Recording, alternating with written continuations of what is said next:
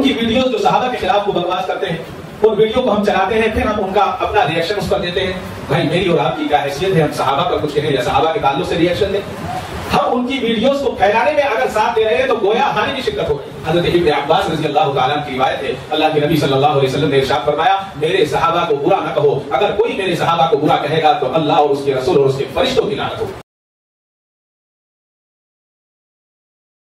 الحمد لله نحمده ونستعينه ونستغفره ونؤمن به ونتوكل عليه ونعوذ بالله من شرور أنفسنا ومن سيئات أعمالنا من يهده الله فلا مضل له ومن يضلله فلا هادي له ونشهد أن لا إله إلا الله وحده لا شريك له ونشهد أن سيدنا وسندنا وشفيعنا وحبيبنا ومولانا محمدا عبده ورسوله.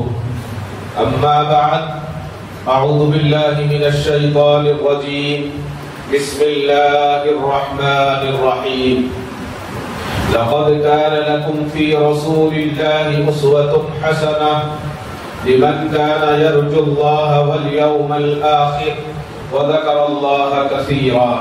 صدق الله مولانا العظيم وصدق رسوله النبي الكريم وعلى آله وأصحابه أجمعين والحمد لله رب العالمين. محترم حضرات، بزرگوں اور دوستوں، آج اللہ تبارک و تعالیٰ کے خاص بندے جن کو صحابہ کہا گیا ہے، رضی اللہ عنہم و رضوا عنہ، قرآن کریم نے جن کو پکارا ہے، آج چند باتیں صحابہ کے متعلق عرض کروں گا. قرآن کریم کی سورہ احزاب کی آیت میں نے آپ کے سامنے تلاوت کی ہے، جس میں فرمایا ہے کہ فی الحقیقت تمہارے لیے رسول اللہ صلی اللہ علیہ وسلم کی ذات میں نہایت ہی حسین نمونہ ہے ہر اس شخص کے لیے جو اللہ سے ملنے کی اور یوم آخرت کی امید رکھتا ہے اور اللہ کا ذکر کثرت سے کرتا ہے. آج بالخصوص ہمارے کرناٹک میں حضرات علماء کرام نے فیصلہ کیا کہ صحابہ کرام رضوان اللہ تعالی عنہم اجمعین کے متعلق کچھ باتیں عرض کی جائیں. ہر صحابی ہمارا سر کا تاج ہے، کوئی چھوٹا صحابی ہو بڑا صحابی ہو، سارے کے سارے صحابی، کوئی صحابی کم درجے کا نہیں ہے، سب افضل ہیں، سب اعلیٰ ہیں. یہ بیان کرنے کا مقصد کیا ہے؟ ایک مقصد تو یہ ہے کہ صحابہ کرام رضوان اللہ تعالی عنہم اجمعین کی خدمات کا ہمیں پتہ لگے، صحابہ کی عظمت اور فضیلت کا ہمیں علم ہو، اور اس کے ساتھ ساتھ آج ایک فیشن چل نکلا ہے کہ گھر میں کوئی بھی بیٹھتا ہے، موبائل چلایا اور ایک ویڈیو بنائی اور اپلوڈ کر دیا. گلی محلے کے لڑکے جن کی حیثیت ان کے گھر میں نہیں ہے، جن کی بات کوئی سننے کو ان کے بھائی بہن تیار نہیں ہے، وہ بھی آج نعوذ باللہ صحابہ کرام رضوان اللہ تعالی عنہم اجمعین کے بارے میں اپنی زبان کھولنے لگے. بتانے کا مقصد یہ ہے کہ ہماری ساری زندگی بھی لگ جائے تو ہم ان کے چند منٹوں کی برابر نہیں پہنچ سکتے. آگے باتیں عرض کروں گا. ان حضرات کی خدمات، ان حضرات کی مجاہدیں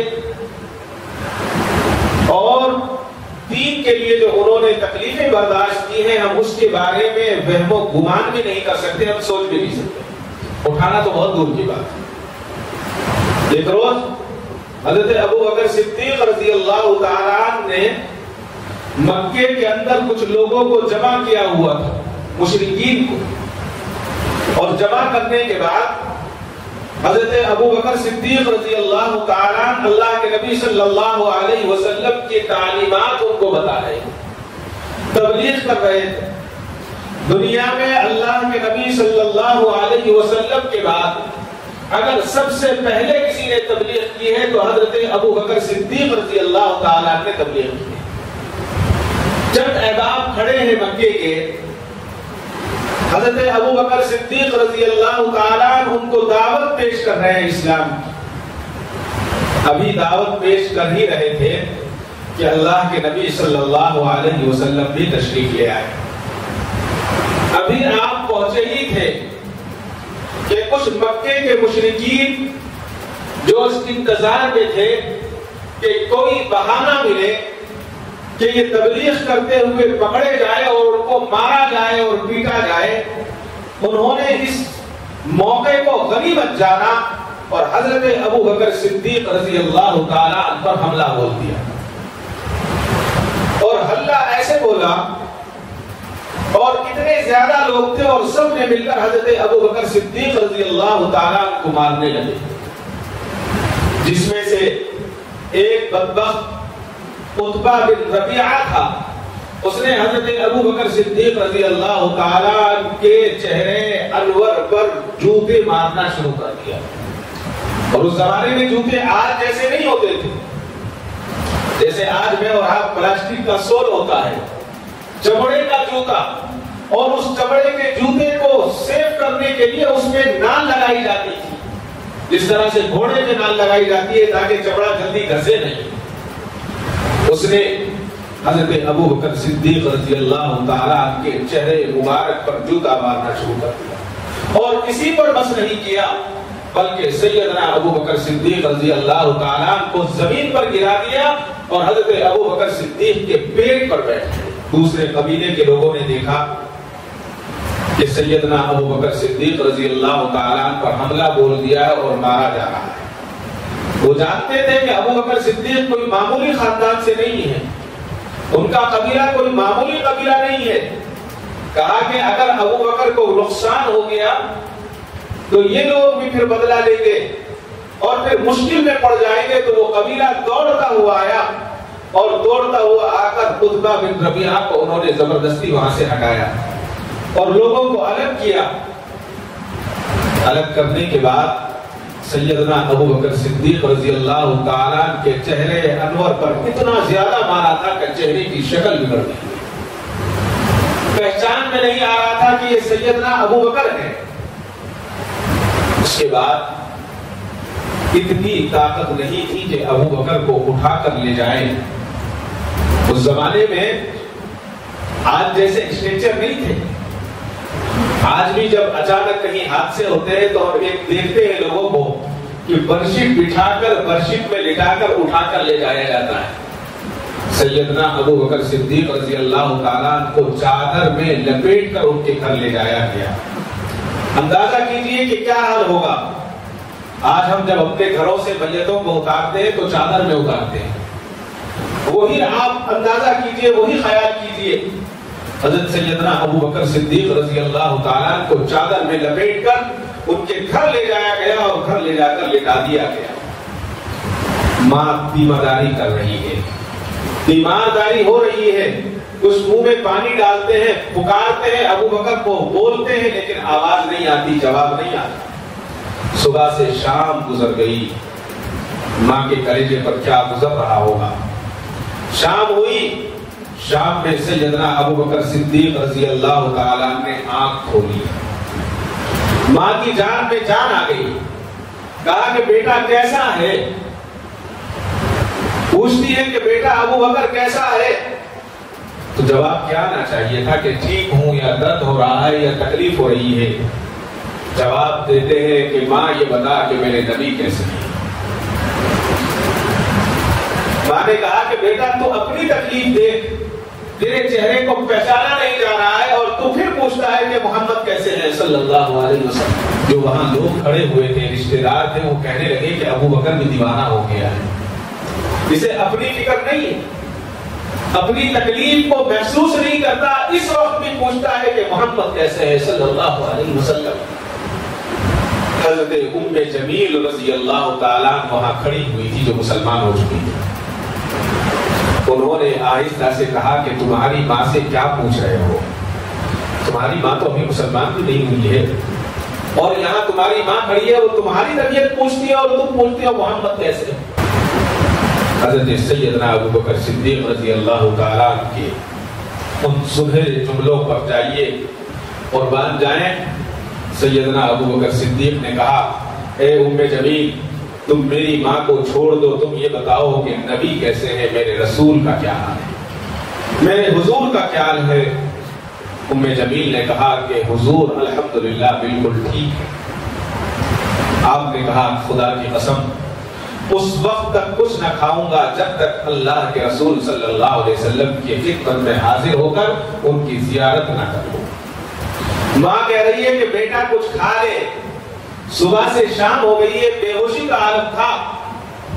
سیدنا ابو بکر کہتے ہیں کہ ماں قسم اس خدا کی جس کی قدرت میں میری جان ہے، جب تک نہیں کھاؤں گا جب تک اللہ کے رسول کی خدمت میں حاضر ہو کر زیارت نہ کروں. یہ بھی ہو سکتا تھا کہ اللہ کے نبی کو اطلاع دے دیتے، اللہ کے نبی تشریف لے آتے بیماری کے باعث، لیکن نہیں چاہا. کہا کہ یہ اللہ کے نبی صلی اللہ علیہ وسلم کی خدمت میں اطلاع دینا بھی گستاخی ہوگی. لہذا ام جمیل سے کہا کہ مجھے تم ایک طرف سے پکڑو، ایک طرف سے میری ماں پکڑے گی اور اللہ کے نبی صلی اللہ علیہ وسلم کی خدمت میں لے جاؤ. اللہ اکبر.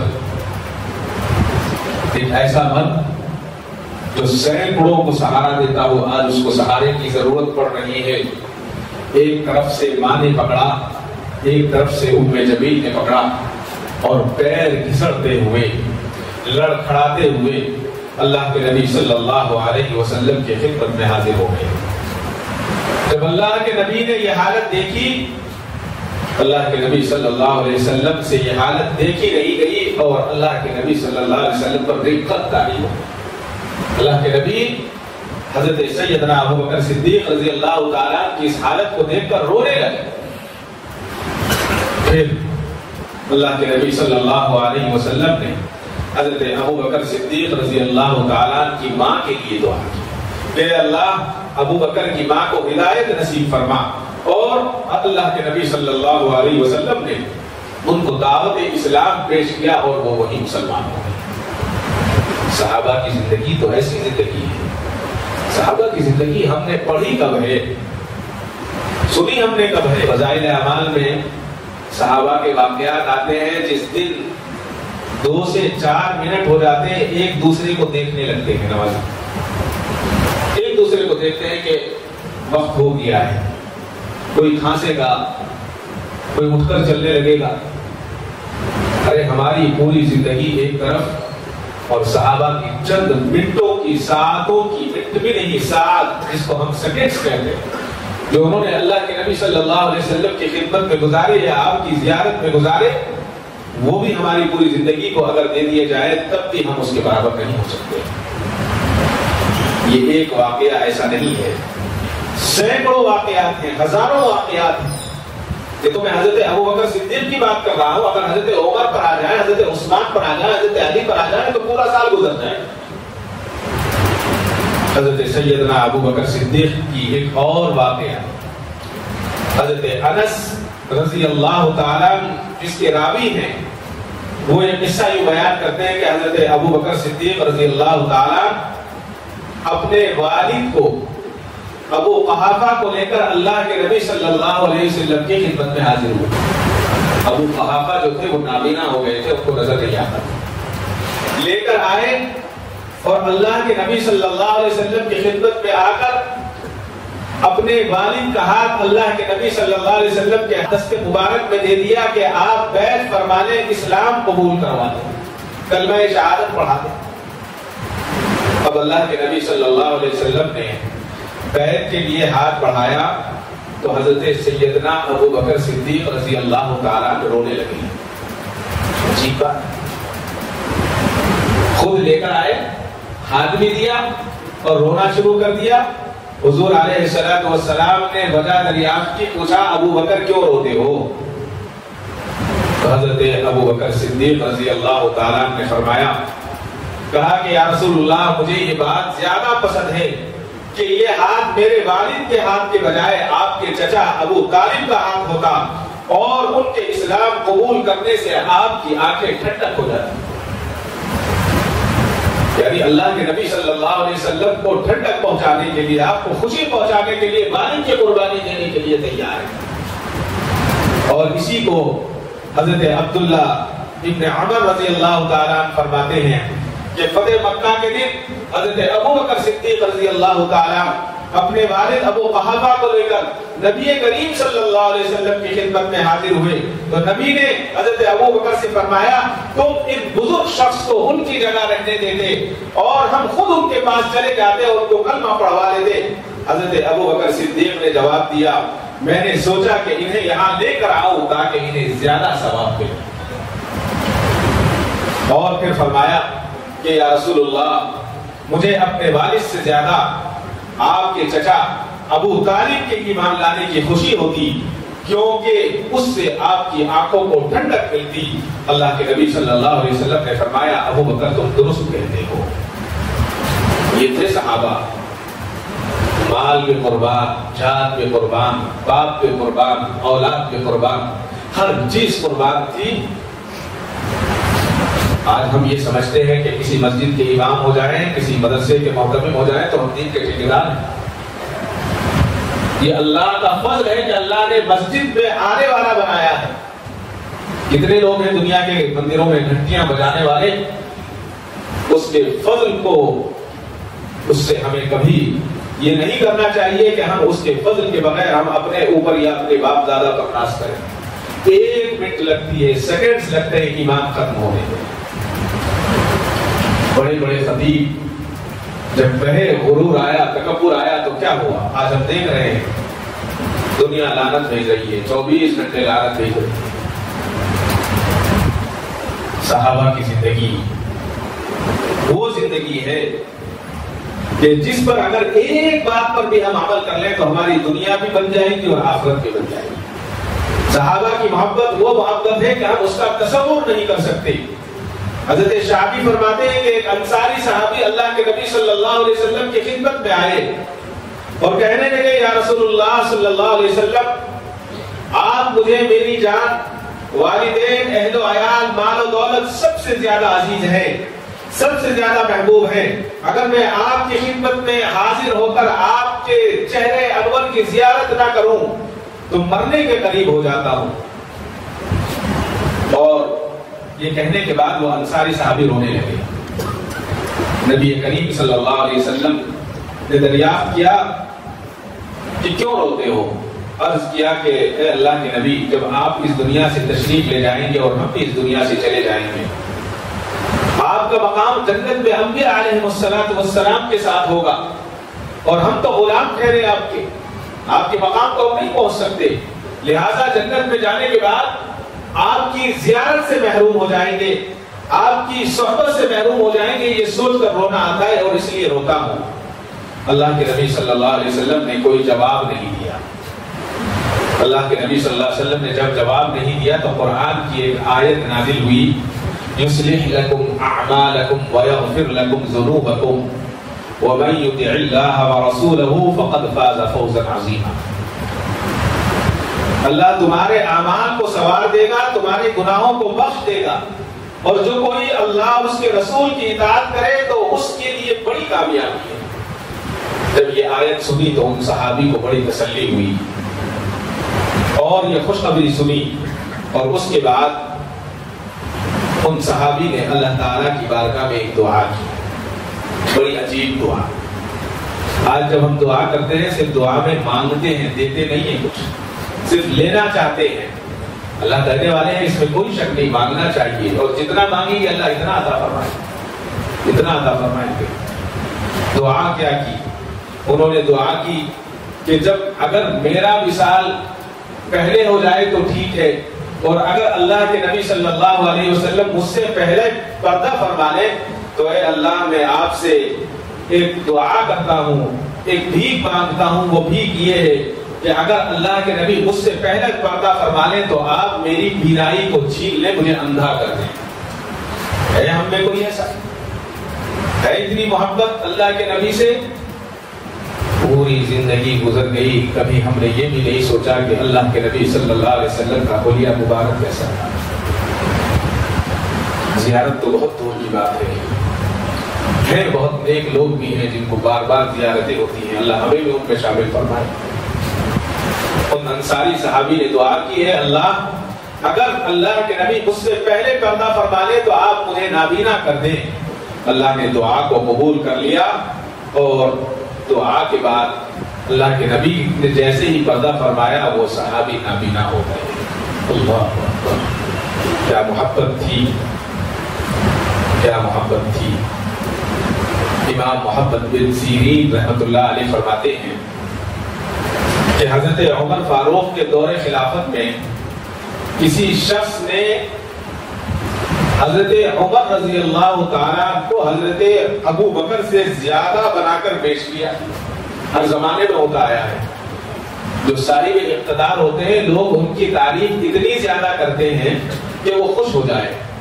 ایسا بتایا کہ عمر جو ہے وہ ابو بکر سے زیادہ بڑے۔ حضرت عمر فاروق رضی اللہ تعالیٰ کو پتہ چل گیا تو آپ نے فرمایا، خدا کی قسم ابو بکر کی ایک رات عمر کی تمام زندگیوں سے بہتر ہے، تمام دنوں سے اور تمام راتوں سے بہتر ہے۔ اور فرمایا تم جانتے نہیں ہو ابو بکر کی زندگی کو، ہجرت کی ایک رات کے اندھیرے میں غار ہرا کی طرف جا رہے ہیں، ابو بکر کی محبت تو دیکھو، کبھی آگے چلتے ہیں پھر رک جاتے ہیں، کبھی پیچھے چلتے ہیں پھر رک جاتے ہیں، اور کبھی اللہ کے نبی کو اپنے کندھوں پر بٹھا لیتے ہیں۔ اللہ کے نبی صلی اللہ علیہ وسلم نے فرمایا، ابو بکر کیا ہوا؟ کبھی آگے چلتے ہو، کیوں آگے چلتے ہو؟ کبھی رک جاتے ہو، پیچھے ہو جاتے ہو، کیوں رکتے ہو؟ کہا کہ اللہ کے نبی یہ ڈر ہوتا ہے کہ کہیں پیچھے سے دشمن آ کر آپ پر حملہ نہ کر دے، اس لیے میں پیچھے ہو جاتا ہوں، اور میں یہ سوچتا ہوں کہ اللہ کے نبی محفوظ رہنے چاہیے۔ اور پھر دل میں خیال آتا ہے کہیں ایسا نہ ہو کہ آگے دشمن چھپ کر بیٹھا ہوا ہو اور آپ کو دیکھنے کے بعد آپ پر وہ حملہ کرے، آپ کو نقصان پہنچائے، اس لیے میں آگے آ جاتا ہوں، کبھی پیچھے آتا ہوں، کبھی آگے آتا ہوں۔ اللہ کے نبی نے فرمایا، ابو بکر اس کا مطلب یہ ہے کہ تم آگے اور پیچھے اس لیے آتے ہو، اگر حملہ ہوا تو پہلے زد میں تم آؤ اور میں بچ جاؤں۔ ابو بکر نے کہا، اللہ کے نبی سچ یہی ہے، یہی سچ ہے، میں یہ چاہتا ہوں اگر کوئی تکلیف ہو تو مجھے ملے، آپ کو نہ ملے۔ اور پھر کیا ہوا؟ غار میں پہنچے۔ آج بھی غار میں پہنچنے کے لیے کتنے گھنٹے چاہیے؟ جو لوگ گئے ہیں ان سے پوچھئے، جو لوگ چڑھے ان سے معلوم کیجئے کتنی تکلیف دہ ہے۔ اللہ کے نبی پہنچ گئے، پہنچنے کے بعد حضرت سیدنا ابو بکر نے کہا کہ اللہ کے نبی آپ باہر رکیے، پہلے میں غار کو صاف کر لوں، اس میں کوئی کیڑا نہ ہو، میں اس غار کو صاف کر لوں، اس میں کوئی پتھر نہ پڑا ہو۔ گئے، سارے سوراخوں کو اپنے کپڑے سے بند کر دیا، ایک سوراخ باقی رہ گیا، کپڑا ختم ہو گیا۔ پھر واپس آئے اور کہا کہ اللہ کے نبی رک جائیے، پھر میں آتا ہوں۔ پھر تلاش کیا، نہیں ملا۔ اللہ کے نبی صلی اللہ علیہ وسلم کو اندر بلایا، خود بیٹھ گئے، اپنا انگوٹھا اس سوراخ پر رکھ دیا کہ اگر کوئی جانور ہوگا کہیں آ نہ جائے، اللہ کے نبی کو تکلیف نہ پہنچا دے۔ بڑا لمبا واقعہ ہے، اگر اس کو بیان کرو تو یہی وقت پورا ہو جائے گا۔ یہ تھی محبت صحابہ۔ صحابہ کی عظمت کو ہم نہیں سمجھ سکتے، ہم نہیں جان سکتے صحابہ کیا تھے۔ حضرت سوادہ بن عمر رضی اللہ تعالیٰ نے ایک صحابی رسول ہے، بڑا عجیب واقعہ لکھا ہے، جب پڑھتے ہیں آنکھوں سے آنسو جاری ہو جاتے ہیں کہ صحابہ کی یہ محبت تھی۔ حضرت سوادہ بن عمر کے تعلق سے انصاری صحابی تھے، حضرت حسن رضی اللہ تعالیٰ فرماتے ہیں کہ خوشبو کے شوقین تھے، زعفران کی خوشبو لگایا کرتے تھے ہمیشہ، بہترین خوشبو۔ جب اللہ کے نبی صلی اللہ علیہ وسلم حضرت سوادہ کو دیکھتے تو مسکراتے اور خوش ہوتے، اس لیے کہ وہ خوشبو لگاتے تھے۔ ایک دن خوشبو میں مہکے ہوئے تشریف لائے حضرت سوادہ اللہ کے نبی صلی اللہ علیہ وسلم کے خدمت میں۔ اللہ کے نبی صلی اللہ علیہ وسلم کے دست مبارک میں ایک لکڑی تھی۔ حضرت سوادہ جب اللہ کے نبی کے قریب آئے تو مذاق ہوتا ہے، ہم لوگ مذاق کرتے ہیں بیٹھے ہوئے، تو اللہ کے نبی نے وہ لکڑی حضرت سوادہ کے پیٹ پر چبھا دی اور چبھانے کے بعد مسکرائے. جیسے ہی مسکرائے تو وہ ایک دم سیریس ہو گئے اور انہوں نے اللہ کے نبی صلی اللہ علیہ وسلم سے کہا، عرض کیا کہ اے اللہ کے نبی، آپ نے میرے پیٹ میں بہت زور سے لکڑی چبھائی ہے، میں آپ سے بدلہ چاہتا ہوں. کون سوچ سکتا تھا کہ اللہ کے نبی صلی اللہ علیہ وسلم سے کوئی بدلہ دے؟ اور اللہ کے نبی نے کوئی جان بوجھ کر کوئی غصے کی حالت میں نہیں کیا تھا یہ عمل. اللہ کے نبی نے تو مزاق فرمایا تھا، مزاق میں لکڑی کو چبھایا تھا. سارے صحابہ کانپ اٹھے کہ سوادہ نے یہ کیا سوال کر دیا ہے. اللہ کے نبی صلی اللہ علیہ وسلم کی سیرت پر قربان جائے، اللہ کے نبی صلی اللہ علیہ وسلم نے اپنا کرتا مبارک اٹھا دیا. لیکن اللہ کے نبی نے 2 کرتے پہنے ہوئے تھے، ایک کرتا نہیں تھا. حضرت سوادہ نے عرض کیا کہ اللہ کے نبی، میں نے تو ایک کرتا پہنا ہے، آپ نے 2 کرتے پہنے ہیں، مجھے تو تکلیف زیادہ ہوئی ہے، میں آپ کے دونوں کرتوں کو ہٹا کر تب آپ سے بدلہ لوں گا. صحابہ دیکھنے لگے، کہاں اٹھے، کہا کہ تم کیا سوال کرتے ہو؟ تمہیں شرم نہیں آتی اللہ کے نبی صلی اللہ علیہ وسلم سے ایسی بات کہتے ہوئے؟ آپ اپنا بدلہ چھوڑ دو. حضرت سوادہ نے کہا کہ نہیں ہو سکتا، میں اپنا بدلہ نہیں چھوڑ سکتا اللہ کے نبی سے، مجھے بدلہ چاہیے. اللہ کے نبی نے فرمایا کہ سوادہ تم اپنا بدلہ لے لو، اور اپنا ایک جھمکا مبارک کو اٹھا دیا، لکڑی ہاتھ میں دے دی. ہے کوئی ایسا بادشاہ دنیا کا جو اپنے غلام کو بدلہ دے؟ یہ اللہ کے نبی تھے، اللہ کے نبی کی سیرت تھی. لکڑی حضرت سوادہ نے ہاتھ میں لی اور آگے بڑھے اور پورا جھبا اٹھا دیا. اٹھانے کے بعد جیسے ہی پیٹ کے قریب گئے، اپنے ہونٹوں سے حضرت اللہ کے نبی صلی اللہ علیہ وسلم کا بوسہ لے لیا. پیٹ سے چمٹ گئے اور بوسہ لینے لگے اور کہا کہ اے اللہ کے نبی، اس بوسے کے لیے میں آپ سے بدلہ لے سکتا ہوں؟ میں اپنا بدلہ واپس کرتا ہوں، میں تو صرف بوسہ لینا چاہتا تھا، مجھے تو آپ سے محبت ہے، آپ میری جان بھی لے لیں تو بھی میں آپ سے کیسے بدلہ لے سکتا ہوں؟ اللہ کے نبی صلی اللہ علیہ وسلم کے پیٹ کا بوسہ لیا اور پیچھے ہٹ گئے. اللہ کے نبی صلی اللہ علیہ وسلم مسکرانے لگے. یہ صحابہ کی زندگی تھی. صحابہ کی زندگی کوئی معمولی زندگی نہیں ہے.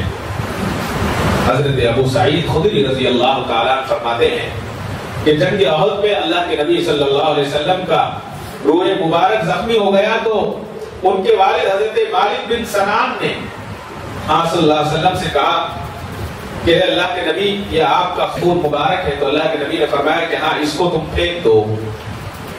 تو اللہ کے نبی صلی اللہ علیہ وسلم کا خون پھینکنے کے بجائے انہوں نے خون پی لیا. کسی صحابی نے کہا تم خون پیتے ہو؟ انہوں نے کہا کہ نہیں، میں نے اللہ کے نبی صلی اللہ علیہ وسلم کا خون مبارک پیا ہے. اللہ کے نبی نے فرمایا جس کے خون میں میرا خون مل گیا، اب اس کے خون کو جہنم کی آگ نہیں جلا سکتی. جہنم کی آگ نہیں جلا سکتی. عرض کرنے کی بات یہ تھی کہ آج سوشل میڈیا کا زمانہ ہے. اسلام سے دور کرنے کے راستے بہت سارے ہیں. یہودیوں کے، نصرانیوں، بہت سارے لوگوں کو ہم میں سے استعمال کیا جاتا ہے سوشل میڈیا پر. ابھی جو ایران کی جنگ ہوئی اس میں ایک سامنے کھل کر آیا کہ ایک یہودی 15 سالوں سے مسلمانوں کا بڑا عالم بن کر مسجد میں امامت کر رہا ہے. 15 سالوں سے. تب اس طرح کے لوگ پتہ نہیں کتنے ہوں گے دنیا میں. ہمارے ہندوستان میں بھی ہیں، اس وقت ہم دیکھ رہے ہیں. تو ان کی ویڈیوز جو صحابہ کے خلاف کو بکواس کرتے ہیں، ان ویڈیو کو ہم چلاتے ہیں، پھر ہم ان کا اپنا ریئیکشن اس پر دیتے ہیں. بھائی میری اور آپ کی کیا حیثیت ہے ہم صحابہ پر کچھ کہیں یا صحابہ کے تعلق سے ریئیکشن دیں؟ ہم ان کی ویڈیوز کو پھیلانے میں اگر ساتھ دے رہے ہیں تو گویا ہمارا بھی اس میں، ہماری بھی شرکت ہو رہی ہے. ہماری کوئی حیثیت نہیں ہے کہ ہم صحابہ پر انگلی اٹھائیں یا جو صحابہ کے خلاف بکواس کرتے ہیں ان کے متعلق ہم کو جواب دیں، ہم اس کو پھیلائیں. ہمیں کیا ضرورت ہے؟ حضرت ابو سعید خدری رضی اللہ تعالیٰ روایت کرتے ہیں اللہ کے نبی صلی اللہ علیہ وسلم نے ارشاد فرمایا اگر کوئی مومن احد پہاڑ کے برابر بھی سونا لے کر اللہ کے راستے میں خرچ کرے تو وہ میرے صحابہ کے 1 مد یا آدھے مد کے برابر نہیں ہو سکتا. 1 مد کیا ہے یا آدھا مد کیا ہے؟ فرمایا مفسرین نے لکھا ہے کہ اللہ کے نبی صلی اللہ علیہ وسلم کے زمانے میں صحابہ نے جو اللہ کے راستے میں تھوڑا سا پیسہ خرچ کیا یا تھوڑا اپنا جان اور مال لگایا ہے، اگر کوئی احد پہاڑ کے बराबर भी सोना तकसीम कर दे और खर्च कर दे अल्लाह के रास्ते में, तो सहाबा ने जो थोड़ा सा खर्च किया है हम उसके आधे के बराबर भी नहीं हो सकते। जब हम सहाबा के माल के बराबर भी नहीं हो सकते तो हम उनकी जान के बराबर कैसे हो सकते हैं। और एक हजरत इब्न अब्बास रज़ी अल्लाह ताला की रिवायत है, अल्लाह के नबी सल्लल्लाहु अलैहि वसल्लम ने इरशाद फरमाया, मेरे सहाबा को बुरा न कहो, अगर कोई मेरे सहाबा को बुरा कहेगा तो अल्लाह और उसके रसूल और उसके फरिश्तों की लानत हो। लिहाजा हम ना बुरा कहें ना बुरा सुने, ना हम उसकी तरफ तवज्जो दें। शायर ने कहा है, कमाल रुतबे मुस्तफा बलगल उला बिकमालिही, कमाल रुतबे मुस्तफा बलगल उला बिकमालिही, ये असर है उनके जमाल का, कशफत दुजा बिजमालिही, किसी एक अदा की तो बात किया, हसनत जमीओ खिसालिही, वो जिसने खुदा का पता दिया, सल्लु अलैहि व आलिही सल्लल्लाहु अलैहि वसल्लम। अल्लाह के नबी सल्लल्लाहु अलैहि वसल्लम ने अपने सहाबा को तरबियत दी और सहाबा ने पूरी दुनिया में इस्लाम फैलाया। हम सहाबा के अशरे अशीर तो दूर की बात, हम सहाबा की एक रत्ती बराबर भी नहीं हो सकते। दुआ फरमाएं अल्लाह ताला मुझे और आपको हजरात सहाबा किराम रिज़वानुल्लाह ताला अलैहिम अजमाइन के नक्श कदम पर चलने की तौफीक अता फरमाए। व आखिरु दावा अल्हम्दुलिल्लाहि रब्बिल आलमीन। काबे पे पड़ी जब पहले नजर, क्या चीज़ है दुनिया भूल गया, क्या चीज़ है दुनिया भूल गया।